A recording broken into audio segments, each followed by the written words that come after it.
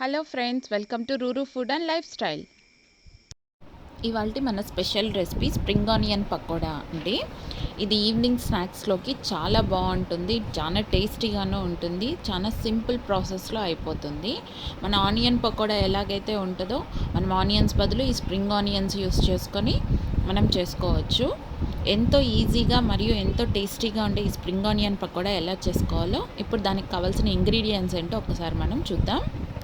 నేను ముందుగా ఒక కట్ట స్ప్రింగ్ ఆనియన్ తీసుకొని ఇలా కట్ చేసి పెట్టుకున్నానండి. మరీ చిన్న ముక్కలుగా కాకుండా బాగా వాష్ చేసుకొని ఇలా కట్ చేసి పెట్టుకోవాలి. అలాగే నేను 1 కప్ శనగపిండి తీసుకున్నాను. అలాగే 1/4 కప్పు బియ్యపిండి తీసుకున్నానండి. బియ్యపిండి ఎక్కువ వేయకూడదు. అలాగే 1 టీ స్పూన్ సోంపు, పచ్చిమిర్చి ఒక 4 తీసుకున్నాను, కరివేపాకు, 1 టేబుల్ స్పూన్ మిరప్పొడి, సరిపడా ఉప్పు. ఇవేనండి, చాలా సింపుల్ ఇంగ్రీడియంట్స్. ఎక్కువ మసాలా కూడా ఏమి వేస్తలేదు. ఇప్పుడు ఒక బౌల్ తీసుకొని అందులో మనం ముందుగా కట్ చేసి పెట్టుకున్నాం కదా ఉల్లికాడలు, అది వేసుకోవాలి.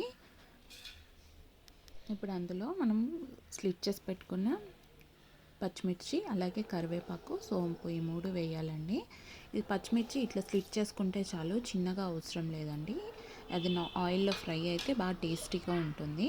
కరివేపాకు కూడా కడిగేసి అట్లే వేసిస్తాము. ఇప్పుడు కారం, ఆల్రెడీ పచ్చిమిర్చి వేస్తున్నాం కాబట్టి మనకి సరిపడా కారం వేసుకోండి. అలాగే ఇప్పుడు అందులో శనగపిండి మరియు బియ్యపిండి వేసుకోవాలి. శనగపిండి 1 కప్ తీసుకుంటే బియ్యపిండి 1/4 కప్పు తీసుకోవాలండి. ఈ మెజర్మెంట్ అయితే కరెక్ట్గా ఉంటుంది. మనం బియ్యపిండి ఎక్కువ వేసినామంటే అది ఎక్కువ గట్టిగా ఉంటుంది తినడానికి.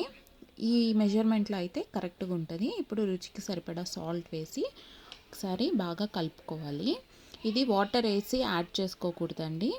వాటర్ వేయకుండానే ఫస్ట్ అన్ని ఇంగ్రీడియంట్స్ బాగా కలిసేలాగా కలుపుకోవాలి. పకోడాకి ఎప్పుడు ముందే వాటర్ వేయకూడదు. కొంచెం డ్రైగానే కావాల్సినప్పుడు కొద్దిగా యాడ్ చేసుకుంటూ వేయాలి. మనం ముందే వాటర్ వేసుకున్నామంటే అది బోండా పిండి కలిపినట్లు అయిపోతుంది. సో చూసారు కదా, ఫస్ట్ ఇలా ఇంగ్రీడియంట్స్ అన్నీ బాగా కలిసేలాగా ఒక్కసారి కలుపుకోవాలి. ఇప్పుడు కొద్దిగా వాటర్ యాడ్ చేసుకుంటూ మనకి పకోడా కన్సిస్టెన్సీ ఎట్లుండాలో అట్లా వేసుకోవాలి. చూసారు కదండి, కొద్దిగా వాటర్ వేసుకున్నాక మనం ఈ కన్సిస్టెన్సీలో వచ్చేలాగా కలుపుకోవాలి. మనం పిండిని ఎత్తుకొని మనం పకోడాలాగా వేసినప్పుడు మన చేతికి అంటుకోకుండా ఉంటే చాలండి. మీరు కావాలంటే కొద్దిగా వాటర్ యాడ్ చేసుకుంటే అప్పటికప్పుడు కూడా వేసుకోవచ్చు.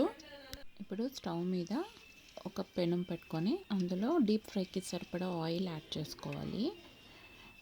ఇలా యాడ్ చేసుకొని ఆయిల్ వేడెక్కే వరకు ఉండాలి.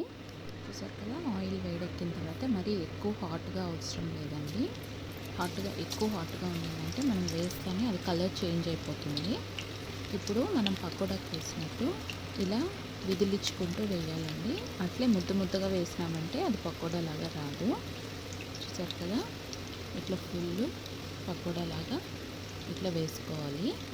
ఇలా వేసుకున్న తర్వాత మనం అటు ఇటు తిప్పిస్తూ మాడిపోకుండా పకోడాని కాల్చుకోవాలండి. వేసిన వెంటనే మనం కలపెట్టామంటే అది పిండి సపరేట్ అయిపోతుందండి. వేసి ఒక 1 మినిట్ గ్యాప్ ఇచ్చి తర్వాత మనం కలుపుతూ ఉండాలి మాడిపోకుండా.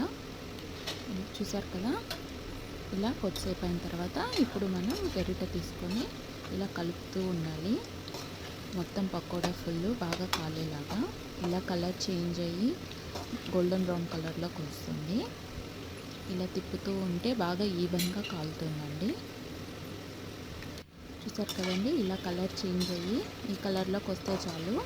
ఇప్పుడు మనం తీసేసినామంటే సరిపోతుంది. అది వేడి చల్లారేసరికి బాగా ఉడుకుతుందండి. ఇంకా మనం కొద్దిసేపు ఉండిచ్చినామంటే అది లోపల ఎక్కువ ఉడికిపోయి కలర్ చేంజ్ అవుతో పాటు మనకి టేస్ట్ కూడా డిఫరెంట్ అయిపోతుంది. పర్ఫెక్ట్గా ఈ కలర్ వచ్చినప్పుడు తీసేస్తే చాలు.